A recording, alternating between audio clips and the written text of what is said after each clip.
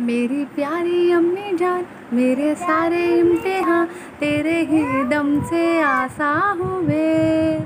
तूने बचपन को संवारा, मेरे हर पल को निखारा, अपनी ममता की चाहत लिए।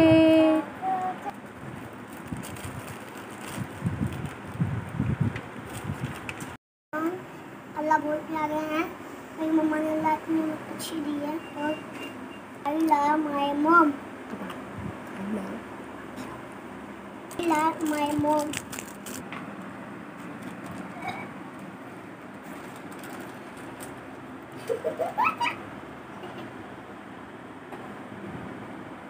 अल्लाह मेरी मम्मा को लंबी उम्र दे। अल्लाह मेरी मम्मा को अच्छा करे। बाय। अस्सलाम वालेकुम। आई लव माई मोम डे पर मैं एक मैसेज देना चाहता हूँ। मैं अवैस करनी जैसा अपनी मम्मा का अच्छा बेटा बनना चाहता हूँ। अल्लाह मेरी मम्मा को लंबी उम्र दे और सबकी मम्मा को भी। मैं अपनी मम्मा के घर के कामों में मदद कराता हूँ और बाकी बच्चों को भी कहता हूँ कि अपनी मम्मा का ख्याल रखें।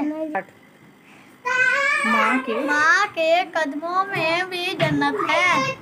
अल्लाह मेरी मम्मा को लंबी उम्र दे। वीडियो अच्छी लगी तो लाइक, शेयर, कमेंट, सब्सक्राइब ज़रूर करना ताकि हम 10 मिलियन हो जाए। बाय।